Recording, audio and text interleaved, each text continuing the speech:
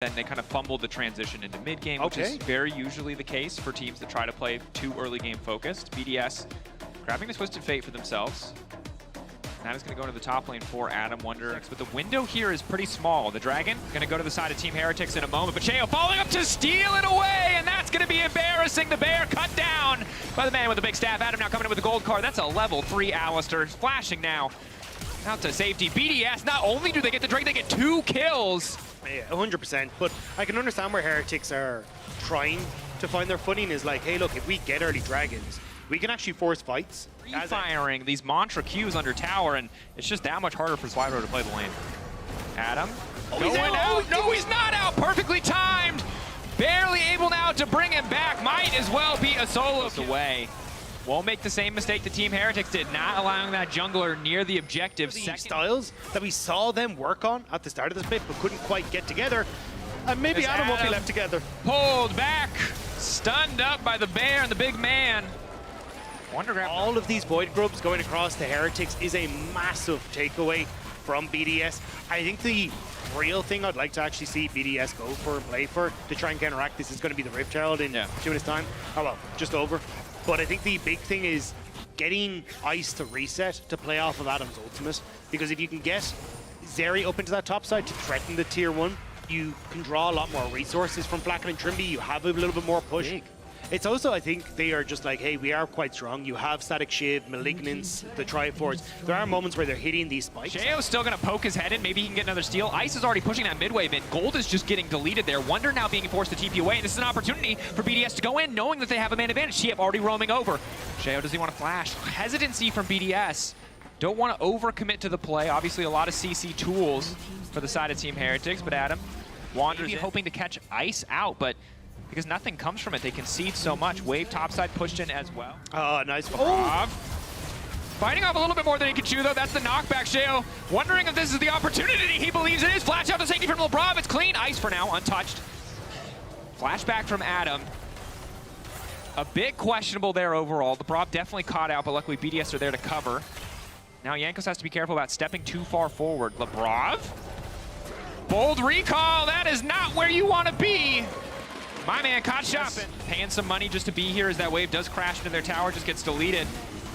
Cheo trusting himself in the 50-50, and for good reason. That's third Drake. Getting pulled back now as the stun comes through, but Flacken again, just uncontested on the backside, starting to layer down damage. Forest with a quick double kill, shredding through those health bars. Ice still alive. Push mid-wave, look for mid-tower off of this one, because I think this was maybe a window to really punish.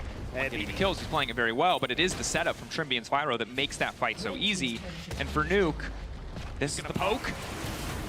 All right, Team Heretics, you've used every relevant cooldown for the fight. Outside of 1 or 2 ultis, can you stop this Baron? Look at Nuke, though. Nuke's just being a pain. He just wants to try and slow them down with the Qs, see if he can get. Will it buy enough time? We said they could burst it. Yeah, they can't get in. Jankos has no flash. There should be no way. Trimby's trying to kick this fight off. They've already got the Baron. Nuke's on the backside. BDS now running, ready to sacrifice LeBron if necessary. Flash out. Can he hook back to the wall? Yes, he can. Bob CC's not there. Ice dipping, diving, dodging around, but Trimby desperate to keep it going. Again, they just don't have the shockwave. Flacken trying to get some damage down, but Ice is now starting to turn the fight back. They know they have the cooldown advantage. Team Heretics not respecting the difference in power. The cooldowns available to BDS. Rush to bot side as well if he really wants to. You start pressuring that lane as well. You're going to do just that. That was a different series. Never mind. No, yeah, irrelevant. Sorry, I can't keep track. Too many people hiding in brushes. Nuke was caught off guard. The death, no ulti, already TP'd in the mid lane. Cheo in the back of the pit. Maybe just gonna hope for the 50-50. Finding the isolation, they're pushing forward to the objective. Wonder now unstoppable, wants to get Cheo out of the area. The Dragon now taken down. Adam and Cheo off to the wrong side of the fight. No shockwave used it from Spyro. Again, the placement has to be perfect. BDS looking, hoping for some vulnerability in the armor of Team Heretics to move in and take the fight, but honestly, well played by the team. If you're the rest of BDS, ready to zone off as necessary. Grouped 5 members of Team Heretics, feeling a little dizzy, not quite sure what the right play is, taking a bit too much time to make their decision. They've already lost the objective, and now finally they'll start to step forward, but the fight is already fizzled. There's not an opportunity here. Instant follow-up now from Cheo. Pullback coming through. Ice again, untouched on the side. Keep your eyes on that Zeri. Damage not going in the right spot, and in comes the TF on the backside. Nothing Team Heretics do matter in the face of BDS. Again, their patience, the execution, just better in this game. The team fights for BDS have been so clean in setting up Ice consistently to deal the damage he needed, and unfortunately Heretics panicking to cover the potential play from BDS in mid lane. BDS will find the success that they need. BDS dancing around Team Heretics in these fights, not giving them any angle to leverage the AoE damage, the power of their composition, the stronger front line, playing at arm's reach, playing for the win and taking it in our first game. Viego for now, again, I feel like they want one more form of engage, but if they go towards this Viego, and they do, they really do need to run over the top side matchup and ensure that Adam doesn't have a rough time in this Rebel matchup, because we've seen it happen before. Yeah, but we've seen it as well from BDS. Replicate the long shot in game one. The long shot in game one was the perfect weapon. I loved it so much. Vision control for himself, but either way, Heretics, nice pickup, and especially when you got a Callista, you really want to be trying to secure these early objectives. General will do much better in these lane swap scenarios because he can just ult the wave, makes it very hard to try and deal the damage you need to the tower. So I actually like this from Heretics, trying to just punish Adam in the matchup where he will now should be able to cool down, but Trimby holds onto the ultimate as Nuke and Spyro trade blows, favoring Nuke, but Spyro got the plate, so it doesn't matter too much. And the just reset, got his boots, got Malignance, was in a... Flackett's in trouble. We've seen this one before. Is he Flackett? Is he stick save? This time he has the exhaust. It might be enough. Adam in trouble. First blood. Gets the 1-for-1 though. Credit to Flackett. The loss sends you down to the lower bracket, or potentially 3 losses away from exiting. Yeah. It's not a great time to be. Back from on to Trimby. Ulti onto Flackett. Even if he pulls Trimby back. A TP now committed. Ice Lightning crash as the first kill picked up. This is great from BDS though. They're putting pressure mid. They already have Ice pushing that in. And with Sheo stepping up there, you're able to get the access to the bot lane tower that you want as well. So Heretics just being pushed away. So BDS again, it's kind of very similar to what we saw in the last game. Playing Trimby fishing. Spyro a little bit far away here. Trimby, ooh, not quite getting the angle. Was hoping to get knocked all the way back, but it looks like the root from Lebrov now came in. Equalizer across the side. Adam forced to retreat, flashing back to the safety of his tower. Lebrov set up, lock up onto 3. Nuke now stepping forward, but again, Ice remains untouched. He is stone cold as he keeps this one going. The follow-up knockup is there, though. Sent back in. Courtesy of the Callista. Trimby on the second rotation tries to bring it back, but it is not enough. The resets for the Viego are there, and BDS take yet another fight. Nuke sniped Flackett at the back of the fight and managed to completely decimate Heretics. They're going to absolutely decimate them, and it is heartbreaking to see those little moments where you do mess up, but this is a curious one for BDS. They have full control of top and mid, so not a bad call. Alarm they just don't really have though. a huge amount of damage to finish this. We've seen a lot of 50-50 Barons yesterday. They want the TP from Spyro, that's all they're looking for, but has ult, but the Baron's getting lower. BDS. Pull the trigger, get the TP. Try to complete it. Trimby getting the fight started. Flackett isolating Adam off to the side. Objective not going to get stolen away as Sheo manages to secure that one. Keep your eyes on Nuke, just layering down damage. Spyro wants to turn this one back to the flash over the wall. The confidence from Nuke, playing flawlessly on the Karma, and the fight just continues. In the middle of the river, BDS again find the angle. Flackett forced to run. And they got the Baron as well. BDS got everything. Heretics didn't want to pull the trigger to get Spyro in, and now Flackett being chased down by Ice. Ice gets the shield, we're chasing down. Wants to lock him up. Oh, let's hit He just doesn't have that. There's just too much. Lock into the Iron Solari. Execution wasn't quite there, and as a result, they're in dire straits once again with no luxury of an additional game. Trimby isolating Sheo. Sheo sticking around for the tier 2. Yanko's now following up. No ulti available for Sheo. He will just drop here, but can he take Trimby on the way? No, he gets the reset, and now he can ult to safety. That's the worst possible thing that could have happened. Oh, Wonder trying to get some damage down, but this is just too much. Side lane focused play in the previous games. Aggressive start on the Baron, pulling Team Heretics in, clean execution on the team fights. Positive signs for BDS. Again, they made top 4 before, but looking to go even further, looking to challenge the top of the table. Slow siege. Team Heretics get one more set of cooldowns. But BDS, I mean, they can do this however they want. They can push forward, they can risk it, give Team Heretics that opportunity, give them one more full-on 5v5, or they can just take this tower and walk away. And I don't know if Team Heretics will ever get another shot. They kind of have to do something. This is a Hail Mary. It's going to look like an int, but honestly, you kind of have to do something because you're just getting poked out. The range coming through from Nuke. Yanko's no help. I mean, he needs to go back.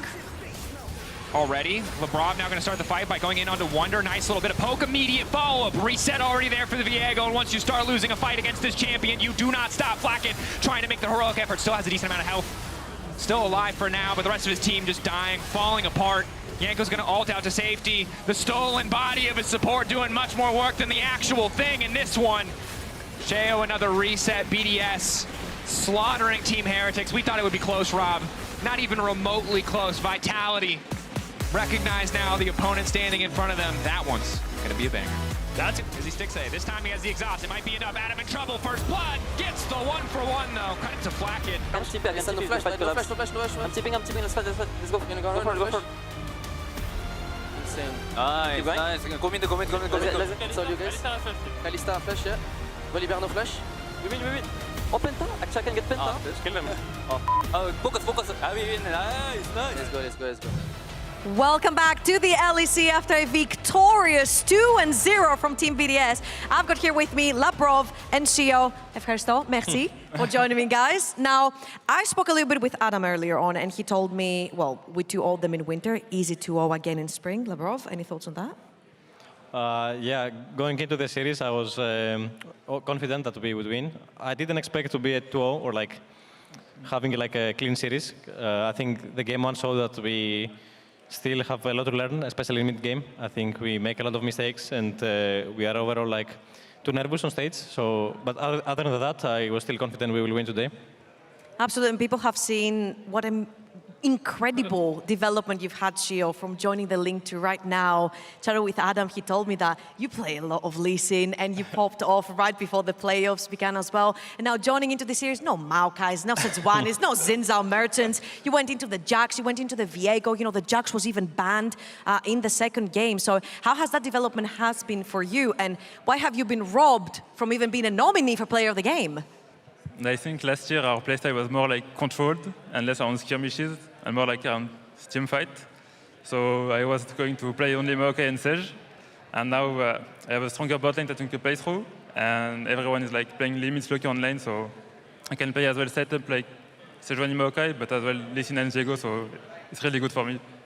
Now, of course, this must put a lot of pressure on you, Labrov, because your top lane is playing a lot of carries. There's not a lot of engage tools over on the top side of the map. However, you did have a Maokai and a Sejuani once upon a time that had some engage tools, but now it's all on you to find the angles, to create the space, to find the engages for your team. Does that put any pressure on you?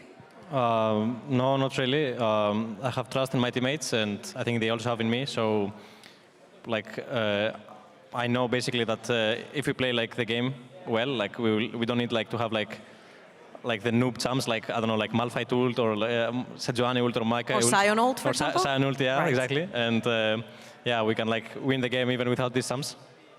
Of course, and when it comes to somebody has to take the player off the game, of course, who would you say deserves that one? You have to be completely unbiased. He's pointing at himself. Me? Labrov, he's the best.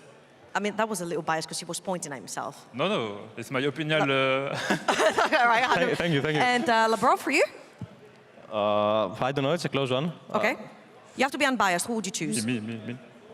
I will say Seo because he played like new champs, you know, and he performed well. Okay, you guys both suck at these predictions. It's going to be Ice over in the bot lane. Q on Zeri is a very powerful spell, so he gets Kia Player of the Series. Now, Labrov, real quick words about how the development has been between you and Ice. It has been going pretty good actually so far. I think he's like really skilled player, and he's also like a very funny guy and like humble, and honestly just like an amazing feeling like playing with him. So I'm looking forward to going deeper into the tournament. And we're looking forward to that too. Guys, again, congratulations on a very clean and quick 2-0. We're going to throw it over to the desk. Jeannie, take it away. Thank you so much, Trouble, and welcome everybody to the match of the week. With BDS winning 2-0 against Heretics, that means we're ready to gear up for G2 up against MDK. Before you do it, both of them literally just went, is me? That was not the case. But either way, for this one particularly, it's the Winter Finals, being a complete rematch here at the first game for both of these teams in Spring Split. I know it was like, let me copy your homework and make it a little bit different, but I did not expect this one. Well, if history is to repeat itself when we compare to Spring Split, MDK is not supposed to be leveled up yet entirely. You know, they're going to be knocked down into the loser bracket, and then they're going to shine and make the dream run. But I'm curious to see if we can avoid a similar timeline and actually have them play the way they played at the end of last split already now, because then this could be a close battle, especially because G2 is coming off of last week where they didn't look particularly strong. Yeah, it's two different contexts for both of these teams, right? G2 did not look great, or 1 and 2 scoreline. Mad Lions, you know, finally kind of woke up throughout what was a very, very slumpy spring split here. And I think for me, naturally for Mad, there's going to be a sense of revenge in their mind of, okay, we made it all the way to finals just to get knocked out by G2. The problem that I really find myself is that G2 is a different beast in playoffs, right? If winter is anything to go by, they're going to have random stuff prepped that Mad Lions may not know about. And to me, that's always going to be a very, very scary thing. It's something to look forward to indeed, but it also brings the question in regards to what we've been seeing from G2 throughout the regular split, whether we'll actually get to see that today. Because when we're looking at MDK particularly, they have that fire to succeed. You mentioned it yourself. They had an incredible lower bracket run last time around. They have that. Their entire goal is to lift a trophy, to take down G2. It's a rivalry that they're looking forward to. And particularly for this setup, it's going to be all eyes on Elyoya and Supa, because the interview we've had with them right after their lock-in here for playoffs, they were just the two happiest people and they were supportive of each other. We can see that both off the server but also in game. Well, I'm gonna be honest, I think this is only a rivalry if you ask MDK, because so far G2 has been stomping them, you know, this year, and I think more than anything, I would look at this as an opportunity for them to really show that they can actually match G2 and step it up, because winning today would be huge for them. And I think Elyoya has been great the past couple of weeks. I think Supa has been great. And some of these guys are really going to have to perform as individuals for this to work. Yeah, it's a matter of pride, pun intended. Because, yeah, if they lose, then it's just going to suck. They're going to have to go through this whole lower bracket thing again. And don't get me wrong, whilst they looked great in winter, sometimes miracles don't repeat themselves twice, right? And I think the fact of the matter is a lot of the league has leveled up compared to winter moving into spring. I know there's always discussions about level of play. So Elyoya and Supa are going to have to be the main guys that really do step it up. Elyoya has been very supportive, like we've mentioned, of Supa, and I think the entire of Mad Lions as a whole definitely need to try and make sure that as a team, they're locked into a particular identity and they're ready for, you know, whatever G2 has to throw at them today. Yeah, and we're looking at Elyoya and Supa on the side of MDK, but then you're looking at G2 and you have Hansama and Yike, and their synergy has also been going really well. And Hansama, when you're looking at some of the best, if not the best AD carry in the league, he is the player that comes to mind. Yeah, I think this is going to be the ultimate test for somebody like Supa to really show up and prove himself, because Hansama falls in the category of probably the most aggressive AD carry we have in Europe, at least looking back at the past year historically. And if you can go up against him, dominate him, and win, you know, with your aggressive jungler through bot, that really